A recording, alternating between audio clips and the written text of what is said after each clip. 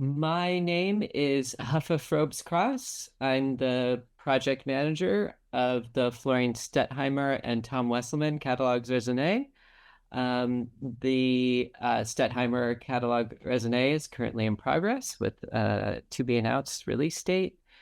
And the Wesselman catalog raisonné you can see online at the Wesselman Digital Corpus right now. We are very excited to be joined today by Suzanne Smeaton, who is a pioneer in the study and scholarship of American period frames, framing fine art for museums and collectors over several decades. Suzanne currently focuses on frame research and history and conducting frame surveys in collections, both public and private, as well as educational offerings. Suzanne is a frequent lecturer at museums across the country, an author on the topic of American frame history, and an instructor for the Appraisers Association of America's Comprehensive Appraisal Studies Program, CSAP. Suzanne is a certified member of the Appraisers Association of America, AAA. Her most recently published article on the Frames of Florine Stettheimer appears in the summer 2025 issue of the Smithsonian American Art Museum's journal, American Art, and she will be speaking on that topic today.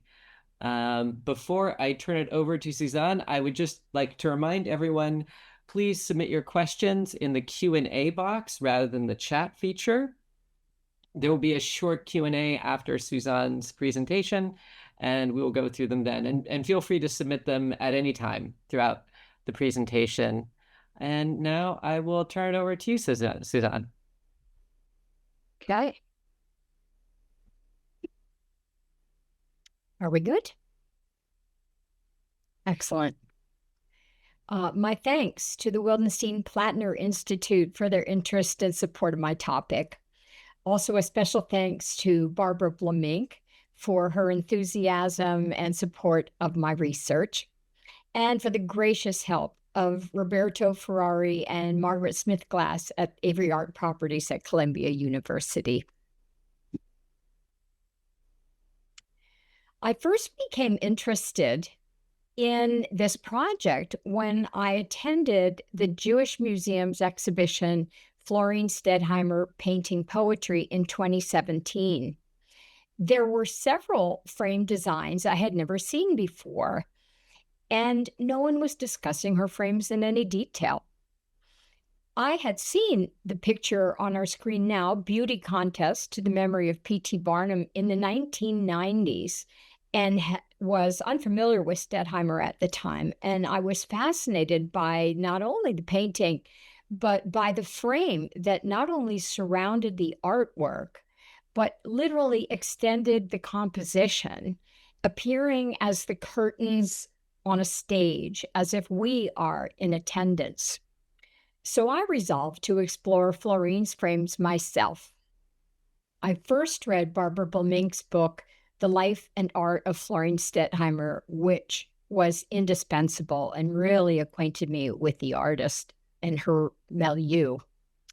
Then I started to explore two unbelievable resources. One were her diaries are all on deposit at the Yale Beinecke Library, and both her artworks and holdings are in the Avery Art Properties and the Butler Rare Book and Manuscript Library at Columbia University.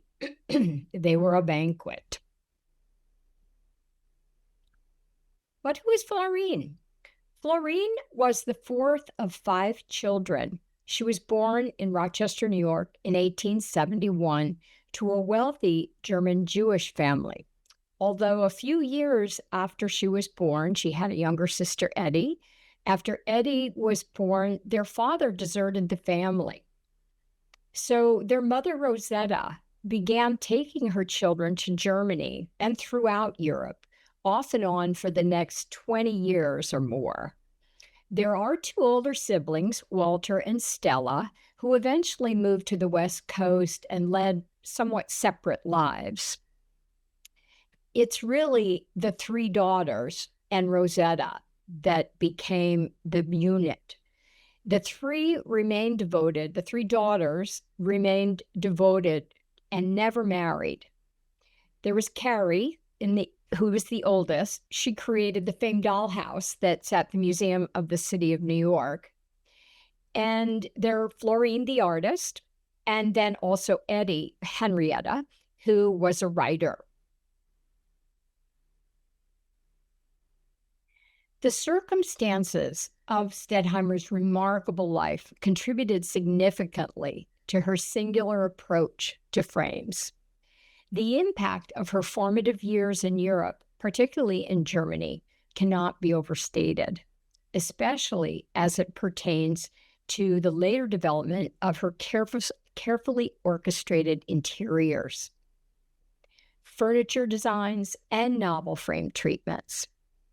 While in Munich, she was exposed to the increasingly popular concept of Gesamtkunstwerk, which describes art making as the removal of hierarchical distinctions between fine art and craft, and the integration of all art forms as component parts of a total work of art. So not just painting, she had an awareness of furniture designs and styles. She was acquainted with immersive interiors through both the Vienna and Munich secessionist movements and the influences of modern art, especially those in Paris. Now I'm showing you one of her many diaries on deposit at the Beinecke. Perhaps the most profound experience was her seeing Serge Diaghilev's Ballet Russe perform Afternoon of a Faun with Nijinsky in Paris in June of 1912. These lush, engrossing productions by the Ballet Russe were entirely new to the world of ballet. After seeing the production, Florine noted in her diary, "I saw something beautiful last evening." And she goes on, and you'll see the red star I've put here on page 2. She goes on to remark on the work of the artist Leon Bakst, saying, "Bakst, the designer and painter, is lucky to be so artistic and able to see his paintings executed." She was so inspired, in fact, that she created her own ballet. She named it Orphée des Quatre Arts, and she made a series of collages that we see here. These were all concepts for characters and their costumes, and they're extraordinary collages. Happily, they're all on deposit at the Metropolitan Museum of Art, and they employ things like sequins and tulle and cellophane, and they're just really remarkable in their own right. The ballet was never realized, but it shows you how enchanted what she was by this whole notion of creating such an immersive experience. But once Rosetta and the three daughters returned to New York in 1915, following the start of World War I, they soon became the center of a vibrant salon filled with writers, performers, and cultural tastemakers. In addition to notables such as Duchamp, Carl Van Vechten, Stieglitz and O'Keeffe, there were many other artists, included Charles Demuth, Marston Hartley, Gaston Lachaise, and Albert Glaise. All were regulars at the salon. And I'm just showing you this fabulous flow chart from Stephen Watson's terrific book, Strange Bedfellows. It's a 2-page spread. The Arensberg salons on the left and the Stettheimers are on the right. And you can imagine there was a lot of overlap. It's a terrific resource if you're interested in this period.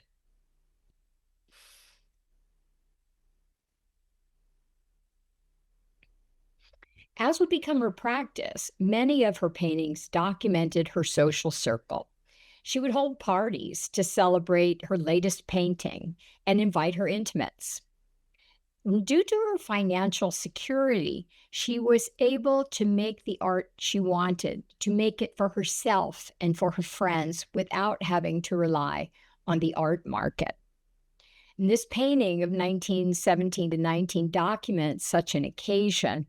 And most of those in attendance are well known to us today. And I've just put the names of many of them there on the right. And the bottom left, you see Gaston Lachaise and Albert Glaise looking at whatever the new artwork is. And I would also point out that on the back wall is a portrait which Barbara learned or determined is actually a nude self-portrait. And it's obviously based on Manet's Olympia, which is really fascinating. Her predilection for cellophane and lace were often remarked upon, and the overall effect that they created in her environment. This quote, her friend, the art critic Henry McBride, says it so well. Oceans of shiny, transparent cellophane hangings, and the dining room glitters with gold cellophane curtains posed against white. There's a real diversity of the frames that Florine designed, and they're extraordinary in part because they are in marked contrast to the spare, unembellished frames that many of her modernist contemporaries favored. The riches to be found at the Columbia Archives provided such a depth of understanding into Florine's interests and her practice. There are many sketches of furniture and decorative fragments. And here you'll see one of many sketches of the table that you see in the photo at left. And you'll notice that this is a theme, a style that she was really fond of, the drapery with gold fringe and swags, very much like what we saw on Beauty Contest. There were other styles. This is a demi-lune chest that she had made that had this flat lace component across the bottom, and you see how it rhymes in some respects to the frame that's on the sun that we just saw. But most exciting to me were the numerous drawings of frames and frame concepts, and these charming cutouts and ruminative drawings. And here we see a frame concept that includes these same swags, the fringe, and the drapery that we saw on Beauty Contest, and expressed again as a vanity set that she designed. One of the most exciting things I discovered was this sketch with notes. The notes are clearly aimed at whoever was fabricating the frames for her. She says on it, "I should like to have the effect of embroidery and the frame to slope incline toward the spectator. I hope you will improve it, especially the corners." And I recognized this design right away as one that I had seen in my research. It's clearly the frame on the portrait of our nurse, Margaret Burgess. And this is one of several frames that I refer to as her lace frames, where she uses the technique of a flat wooden shape that varies from lace design to lace design, and then the incising. And they're all clearly meant to emulate lace. And you may not be able to see it in this picture, but as you look at the portrait of our nurse on the top left, where there's the sky and everything, there's actually that lace design is repeated in the composition.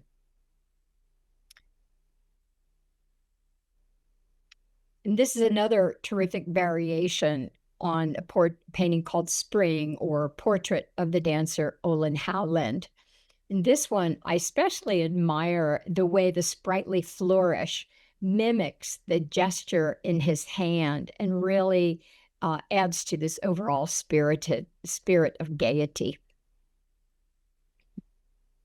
I was really interested in any possible influences on her frame designs. A prime candidate is the influential Mexican artist and art teacher Adolfo Best Maugard, who Stettheimer met in about 1919 to 20 when he came to New York. Best Maugard had earlier been commissioned to document thousands of pre-Columbian decorative motifs used to adorn households and ritual objects. Through this work, he developed a theory and later wrote a book, A Method of Creative Design. And he purported that the use of 7 basic motifs, such as a circle, a straight line, a zigzag, and so forth, could be combined in innumerable ways and to create many different images and pictures. And in the beginning of his book, he has these exercises and a suggestion of a variety of these combinations to create borders. And at right is a sketch by Stettheimer that appears to be playing with this very idea.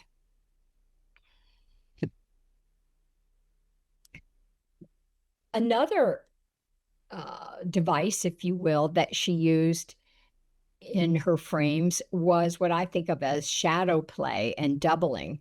This is a portrait of Marcel Duchamp and his alter ego, Rose C'est la Vie. And here the frame is nothing more than a repetitive set of his initials over and over again around the perimeter of the frame. And they're positioned in such a way that they extend beyond the edge of the frame and cast shadows on the wall, which really amplifies the dramatic effect and evokes the notion of doubling. She used the same idea in a variety of frames that I refer to as her curlicue frames. And you can see that these fanciful loops dance around the edges of the composition and really evoke a sense of whimsy.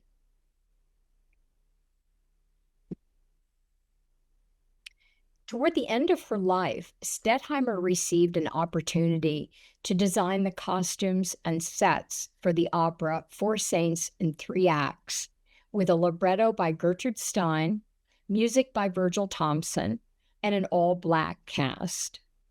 She made maquettes of the sets and costumes that included her favorites, lace and cellophane. And the production played to great acclaim and garnered her fame and recognition for this facet of her creative work. Other frames she designed include these silver fluted frames made in such a way that the frame appears like luminous rays that shine outward from the center.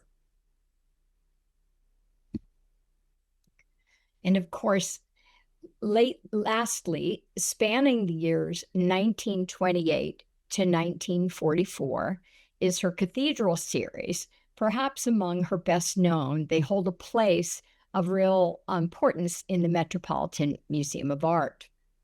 And here I'm showing you a detail. It's interesting when you look at this group together on the wall, they appear to be all the same, exactly the same. But as I examined them all, I learned that they're all subtly different from one another. Sometimes the shapes and the proportions vary. Some parts are carved by hand, and others appear to be perhaps a drill is used, what kind of gilding is used. They all employ this fanciful ebullient scallop shape that is unmistakably Florine.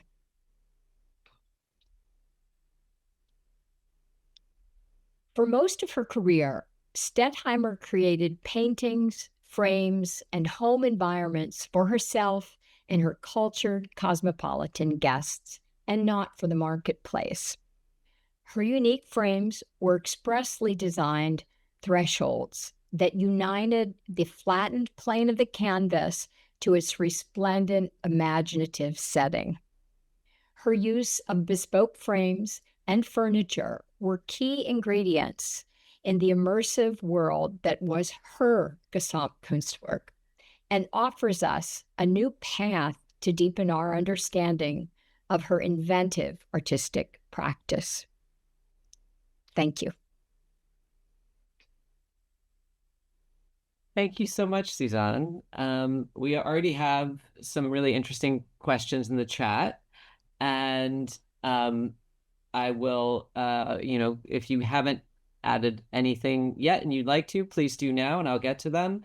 I actually, um, well, maybe I think, yeah, we can leave this up in case there are things we want to return to your presentation. I think I actually Sure. want to start with one of the questions that came from the chat since it's so core to your article. You talked at the beginning about this notion of Stettheimer engaging with the concept of the Gesamtkunstwerk.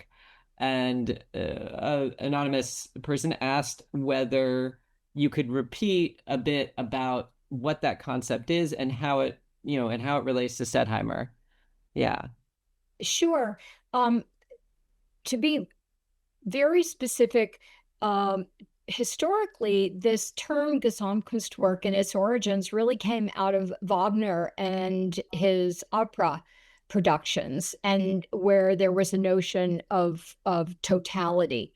And then it evolved into meaning what I often think of as integrated environments. I mean, it even reminds me too of what was happening with the arts and crafts movement, where it wasn't just the painting, it was the furniture, it was the decorative appointments, and specifically the ballet russe, for example, which was such an enormous impact on Florine, was instead of just pretty dances across a stage with maybe a static background, the ballet russe productions um, were lush fabrics, painted scenery, um, very uh, interesting costumes, things that sort of created a much more all-encompassing experience.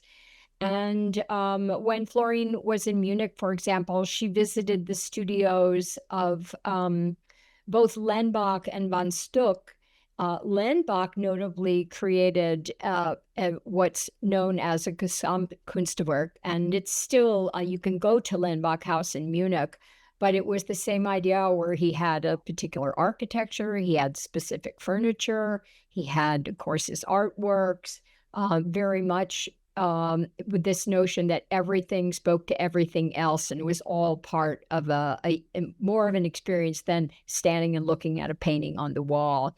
And Stuck did a similar thing. And interestingly, Stuck designed a lot of his own frames and also embodied in a more forward-looking way. Lenbach was a little more historically oriented, but von Stuck's um, Gesamtkunstwerk, if you will, was a little more forward-looking with his frame designs and that secessionist movement. Great. Thank you so much. Yeah, I'm really glad you expanded on that. I was going to ask you about the relationship to Franz von Stuck and the Vienna Secession as well. So I really, yeah, thank you for expanding on that. Yeah, I also, I guess I wanted to highlight something that you talked about a bit, which is just, how consistent her interest was in integrating her artwork into an environment, all the way back to her first solo exhibition at Knoedler, where the reviews of the exhibition mention that she incorporated furniture design and curtains into the exhibition space. And of course, as you argue very well here in your presentation and also in your article, her ability to kind of move out of a commercial gallery and exhibit in her own studio allowed her to explore that much more fully because she was entirely in control of this space. And her frames became very much a part of that. And you've shown so well. I love these ways in which we can see how the forms are echoed between frame and piece of furniture. You can see that she's actually doing the same design and echoing it. And the drawings at Rare Book and Manuscript Library at Columbia really emphasize that as well, which is really nice. We have a bunch more questions and really good questions. I wanted to ask one question that sort of follows on from this. Uh, just have you expand a bit on it before we get to some of the audience questions, which is if you could expand a bit on how much Stettheimer's frames and her frame design differed or drew from the contemporaries that she was working alongside, who, modernist painters of her time, the ways in which her designs sat alongside other people who were exhibiting, especially, for example, in New York at the time. Yeah. Yeah, it's really fascinating. I think I touched lightly that um, the trend in modernist, specifically American modernism, was much simpler frames. John Marin, for example, used a couple of very simple flat profiles. They were frequently painted white and had subtle washes of green or lavender or gray. Um, uh, in his works, you see a lot more silver. I think that's signaling to the modern age and technology and aluminum, which was coming out at the time. Um, and so everything was more narrow, it was spare. There had been a real revolution in frame design earlier in the late 19th and early 20th century, which was in part an outgrowth of the arts and crafts. It was a reaction to mass production and industrialization. And so there was a wonderful movement of artists designed and crafted frames, and frame companies, most notably in Boston and New York City, where they were simple carved frames. They were variants of what's called the cassetta frame. They were wide and flat and had minimal ornamentation, most of them, not all, of course. And then modernism progressed from that. And as I said, the moldings were often narrower, they were simpler, they had silver more often or painted finishes. Florines could not have been more different than that. They were complicated shapes. They were gilded. They were white and gold. Some of them were silver. Such a variety. And I think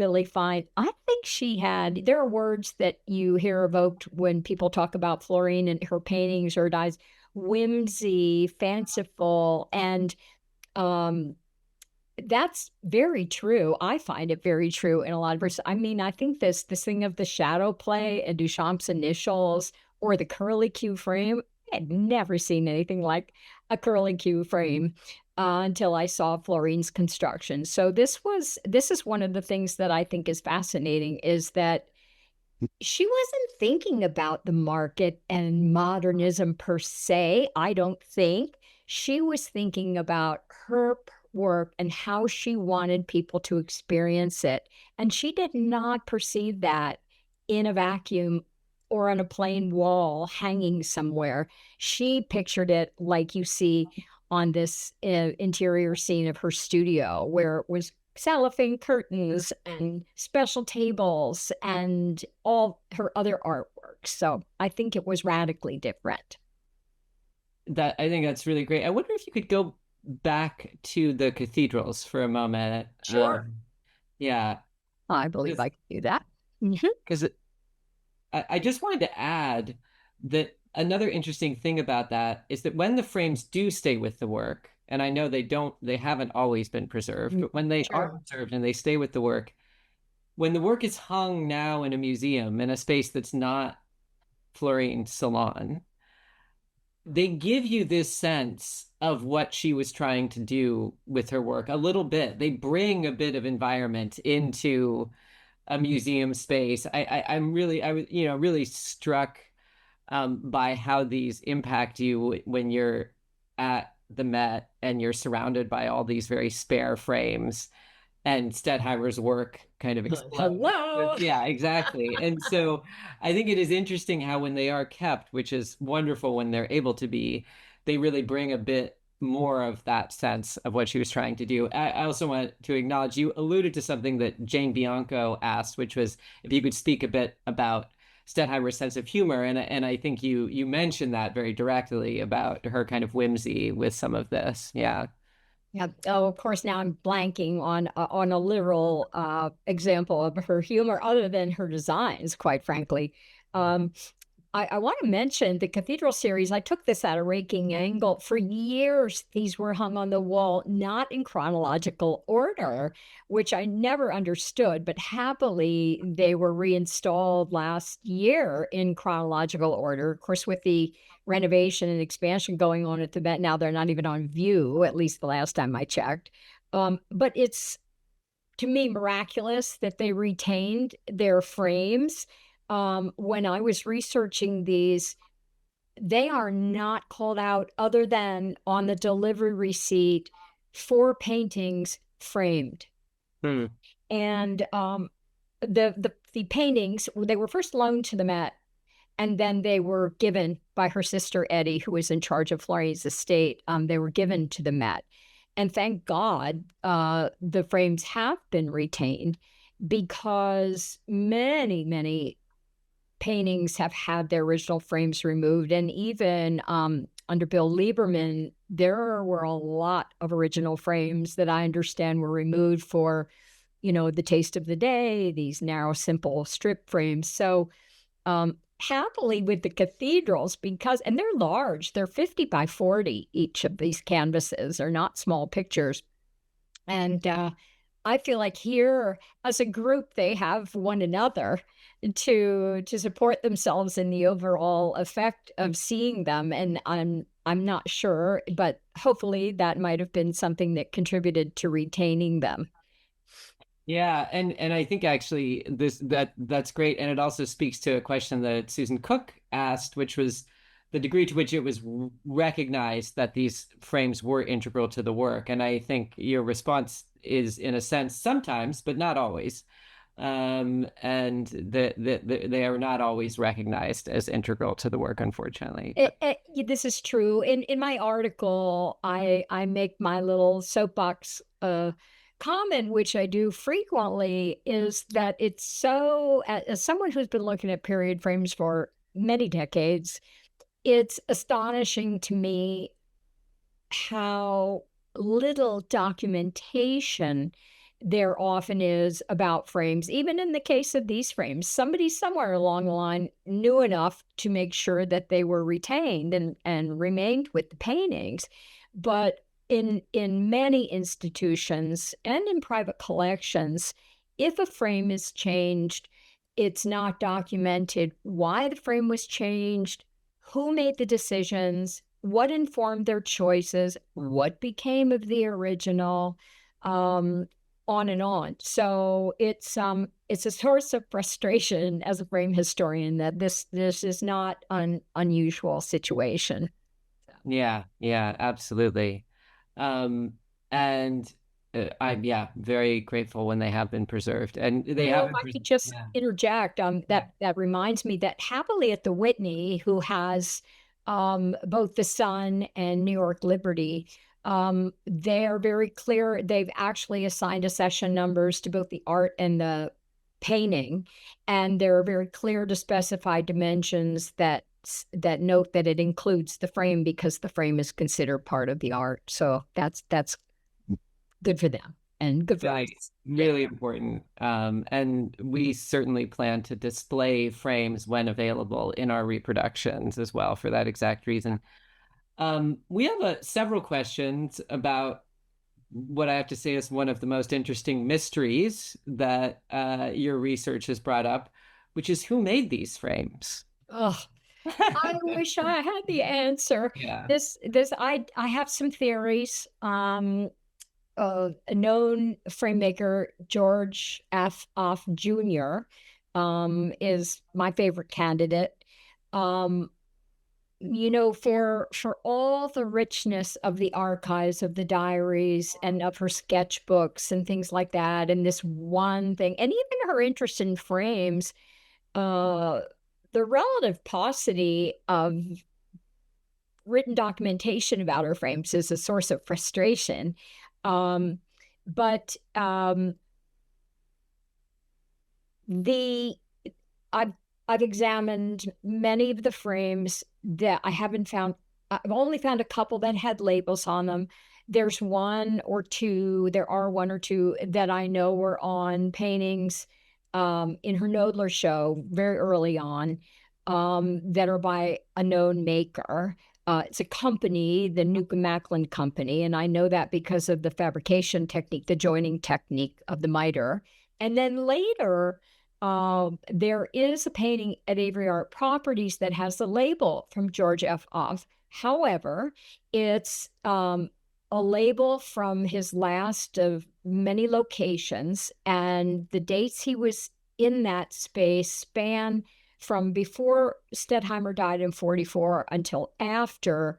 And we do know that after Florine passed away, that Eddie worked with specifically Kirk Askew of Durlacher Brothers and Carl Van Vechten to sell some of her works. Most of them were donated to museums across the country, but we do know some framing took place then, and Off was one of the framers, as were two or three other names.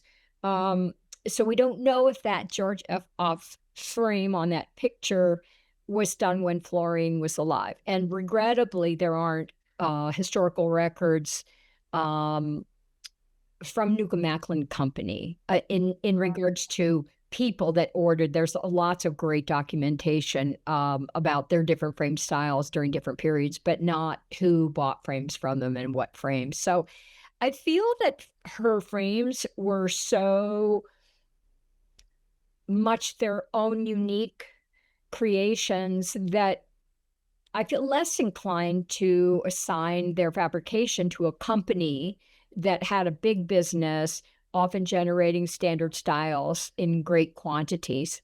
I see someone who was more of an artisan like George F. Off, but I can't prove it.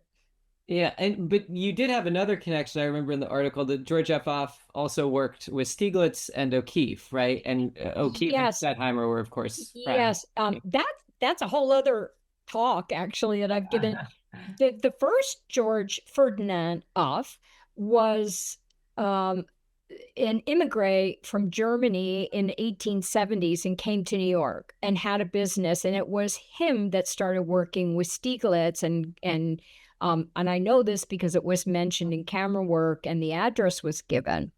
And George F. of his son, exact same name, worked for him in his frame shop. And he was actually a gifted artist and wanted to be an artist, but he was sort of required to run the frame shop.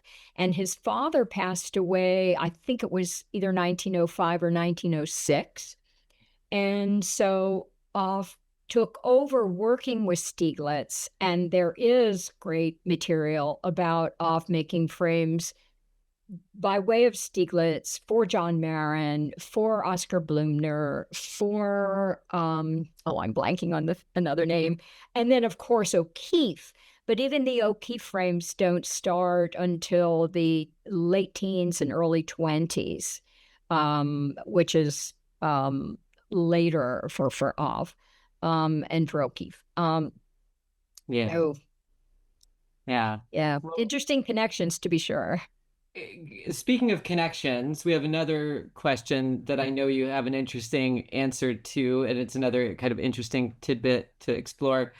A question about the relationship and influences between John Marin and William Justima and Stettheimer. And I know there's correspondence with William Justima. We've talked about John Marin a little bit, but I wonder if you could talk a little bit about that exchange with Stettheimer. That was such an interesting rabbit hole that I went down. When I started researching and I read Barbara's book, one of the first things I always do when I read any sort of art related book, I go to the index and see if frames are listed.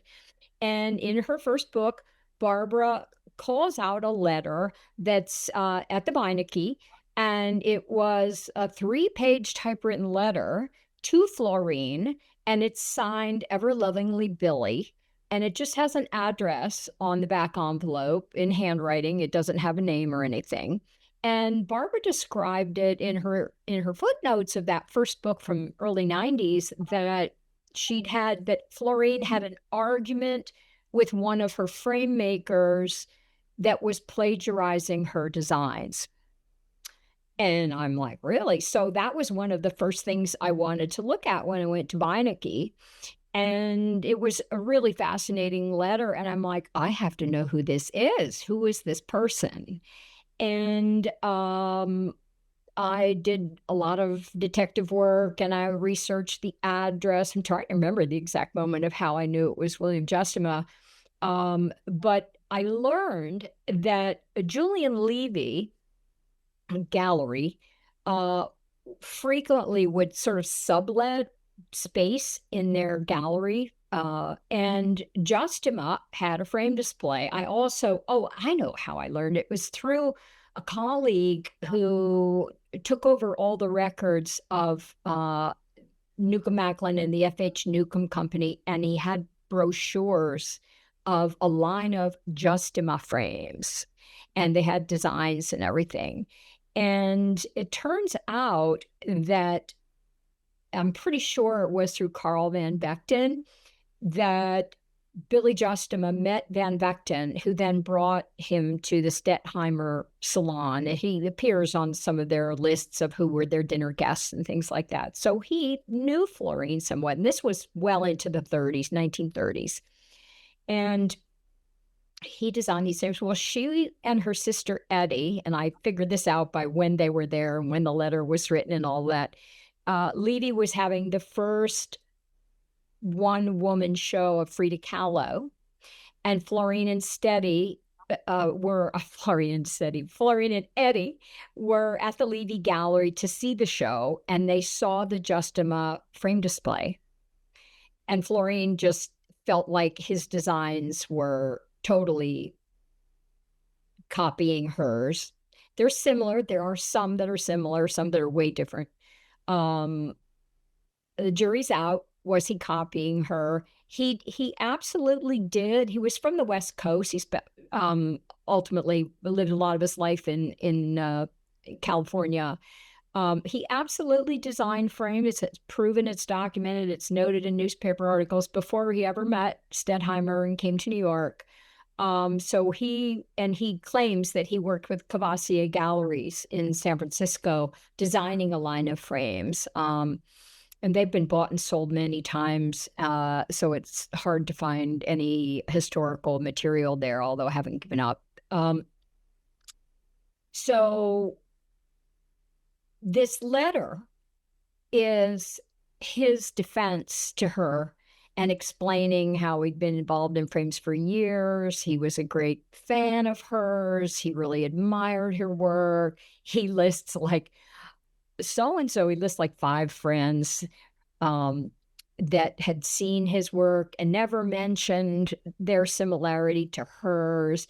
And so you really hear his defensiveness, but you also hear his effort to say, I wasn't plagiarizing you, and you're very special. I remember now how I figured it out.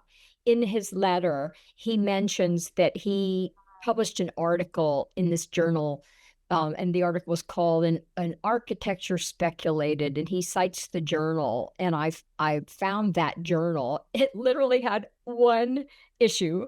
That's the most, never another issue after the first, but this wonderful librarian at the, I think, Southern Illinois University, Aaron Lysick, found the journal for me. I had the name of the publisher, Samuel Putnam. And that's how I learned who wrote that article, and it was William Justima. Sorry, that's a really long answer. Oh no, I mean, it's a fascinating rabbit hole, and yeah, and the jury is out on the connection between the two. Yeah, One other irony yeah. is there is a Justima design that's often called a pie crust shape, Mm. which Florine never made, a pie crust shaped frame that I know of. And I don't know how it ended up there, but APF has a frame style that they call the Stettheimer. And it's the Justima design. He named them all, like the Picasso, the Dufy, the Matisse, the Renoir. But it's a Justima pie crust frame that they've named the Stettheimer. So it really complicates the issue. That's very funny. She'd be horrified. Yeah, I'm sure. There's actually one question that I will answer because it's related to something I've been doing some work on. But there was a question about Dor Williams asked, do we still have any of her furniture? So her furniture was part of the gift to Columbia Universities. And the gift to Columbia University went to multiple locations. Some of the work was given to Avery Art Properties. Some of it was given to Rare Book and Manuscript Library. And some of it eventually made its way to the theater department at Columbia. And that was where the furniture ended up. and the furniture does not survive. It was actually used in theater productions at Columbia for some period of time, and by and large doesn't survive. There are a couple of exceptions to that. There's a hearth screen at Columbia, and there's a screen at MoMA.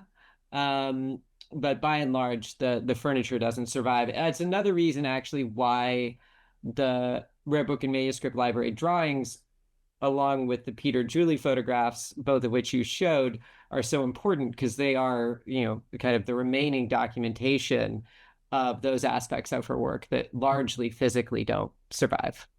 Yeah. So I don't know, Barbara knows this, because Barbara knows all when it comes to Florine. I understood that possibly one or two pieces of furniture descended down in her family, and that maybe descendants in California have one or two pieces, and I'd love someday to cast my eyes upon those. I can't imagine that they're identified in any way by a maker, which was it the same person making her frames, was making the furniture? I mean, that's another possible wrinkle. It's really fascinating. I would certainly like to see those as well.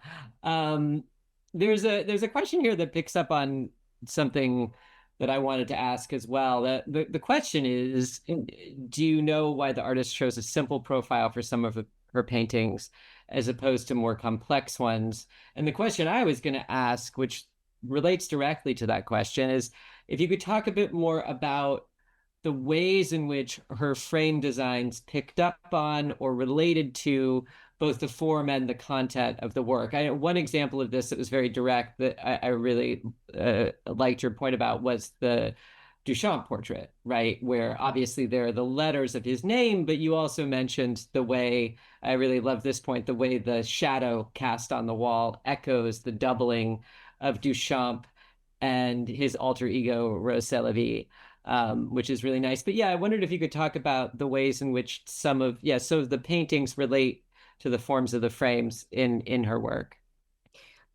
Well, backing up a little too about the simple frames, in the frame world, there's something we refer to as length molding. And it's where a particular profile shape of a frame is generated in 10 or 12-foot lengths. And then those can be easily cut at a miter and joined. And they're very simple and expedient. And they're actually quite utilitarian and workhorse in many cases, because it's not realistic, even for a person like Florine, who didn't have the same kind of financial constraints. She wasn't uber wealthy. I mean, they were all comfortable, but they weren't mega wealthy. So depending on how many paintings someone generates, it's not practical to have a really fabulous frame made for every single one. And actually, frankly, this is one facet. This is a question: how did Florine decide which ones got great frames? I don't know the answer to that. I wish I did. But early on, there are two styles of length molding, and I do discuss this in my journal article. But there are two styles of length molding that you see over and over again on her work, and one is a narrow silver half round, and some of those remain in collections, but also at the Avery Art Properties. And in fact, there's even one, it's a watercolor that has some of tinsel inside. It's a watercolor with tinsel under glass. I mean, that to me is like so cool, that some of Florine's tinsel, is in the painting, is in the frame. So I think it was a practical matter. So that's a narrow frame. And then there's a wider molding, a different profile, a soft OG, which is sort of an S curve.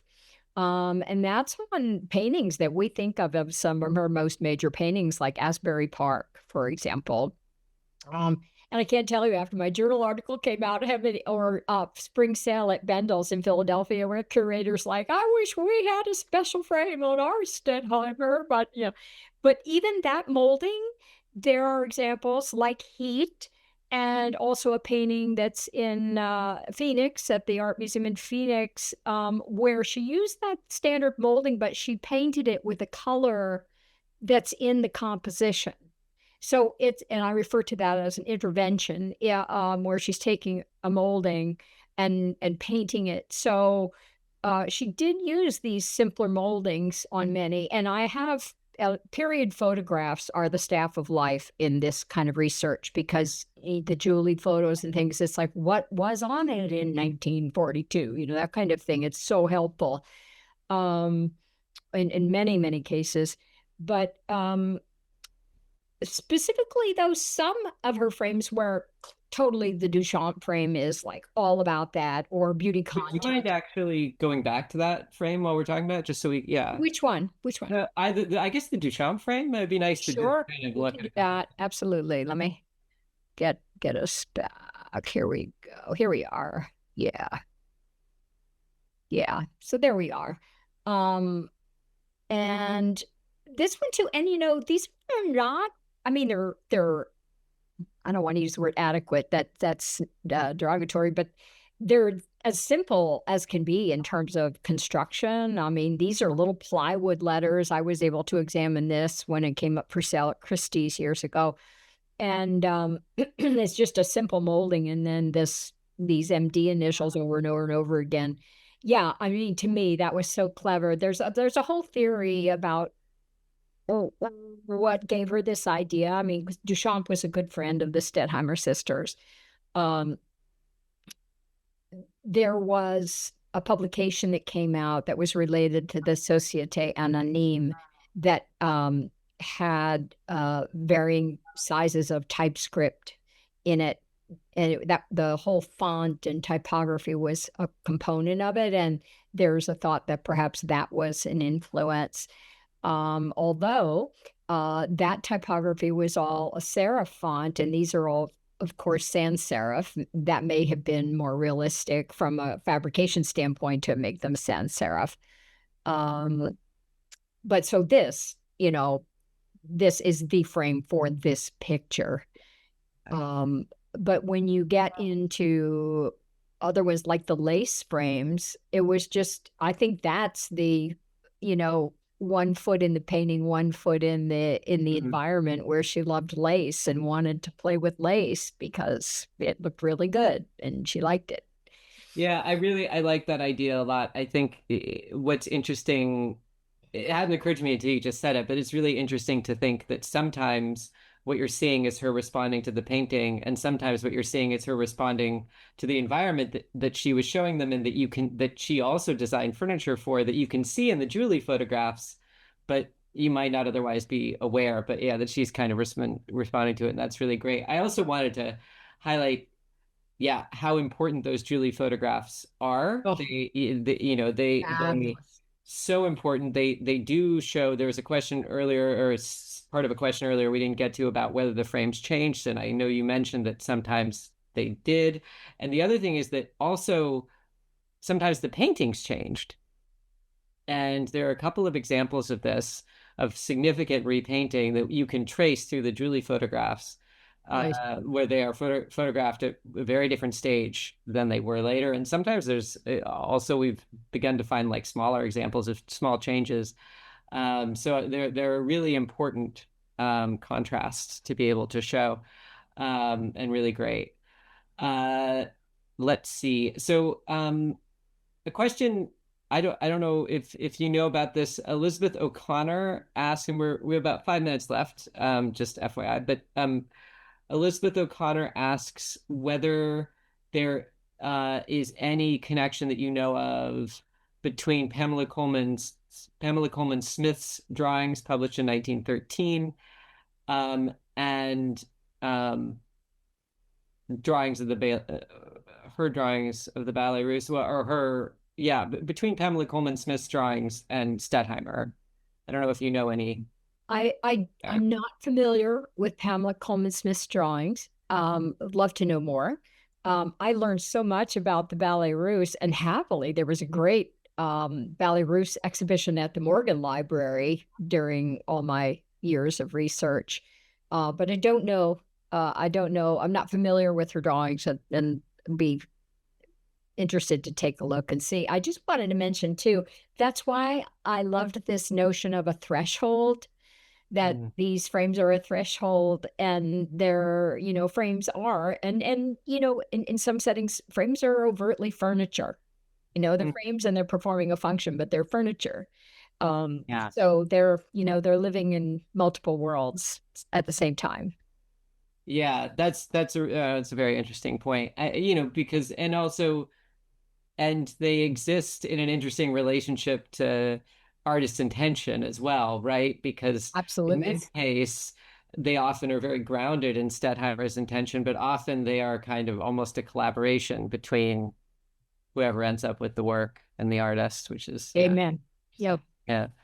Um, there's a question from Diana Greenwald about saying that she loves the interest in lace and is curious about whether Stettheimer's wardrobe is extant, and if it has a lot of lace included. In photographs, she does wear lace occasionally, but I don't know if any of her wardrobe is extant. I'm unaware if it Well, is. I can tell you, well, two things. One image I didn't include that's among the Julie photographs, and Barbara discusses it in detail in her book, is in her studio. The bedroom in her studio was the lace bedroom, and is lace everywhere. She's designed etagères that are inspired by lace, and there's a screen, and all those things. Actually, the search function at the Met where you can go in and put Stettheimer, there's about, I think, 8 or 9 things that were donated to the Met, presumably by Eddie. And there are lace handkerchief, there's a fabulous coat, there's a parasol. There are a number of things, some of which are lace and some are not, that came from the Stettheimers. It's interesting when they came back in 1915, early 15, which was something else I learned. Up until then, we understood that they came back in 14 because of World War One. There was an emergency passport application in Switzerland in November of 14. But then I found, because so much is digitized now, that wasn't even 5 or 10 years ago, the ship Manifest, they sailed from Genoa, Italy, and entered New York Harbor in early 1915. But anyway, when they returned, of course, now I've lost my train of thought. Oh, Florine never left New York, or never returned to Europe, is said better. She did travel a little bit domestically, but she never returned to Europe after the return. But Carrie and Eddie apparently would go to Paris and shop the couture shows. Oh, interesting. Yes. Interesting. So That's I really think Carrie was known for being quite the clothes horse. So we're just about out of time. And here's the last very general question for you. I would love to know your answer to this as well. Dor Williams asked if I was interested in learning more about trends in frame design, what are some good resources? Of all frame design? That's the question in general. I assume it's more general. Okay. Yeah. Well, Yeah. there's some. I'm an Americanist primarily. The first frame exhibition in the US was the Art Institute of Chicago, called The Art of the Edge, in 1987. That's soft cover. It's really exclusively European frames, but it's a terrific resource. There's a workhorse historical book called The Book of Frames by Klaus Grimm, Grimm. One of my all-time favorite books is a book by Eva Mendgen, that is specifically about 19th century artists and their frames. It's in perfect harmony, frames and frames plus paintings 1850 to 1920. And this is fabulous because it really goes deeply into Lenbach, actually, and the Impressionists and Whistler and Degas and, Klimt, and really wonderful book. And that, Oh, I mean, those, yeah. Is there one more? I just wanted to say, on my website under resources, I have a really comprehensive bibliography of kind of every frame article and book ever done about frames that I labor to maintain. And then there's one that's just what I've written about so because they can be pretty esoteric and hard to find. But that's a great resource to look up the names of books. And people are welcome to email me and ask me. I'm happy to answer frame questions. That's very generous, and I appreciate that. Probably will be emailing you myself. I can imagine. Well, Suzanne, thank you so much. This has really been wonderful. It's been so nice to talk with you, and such a rich presentation. Really grateful for your time, and thank you all for wonderful questions and being here with us. And I hope you enjoy the rest of your day. Thank you. It's been my pleasure. Thank you.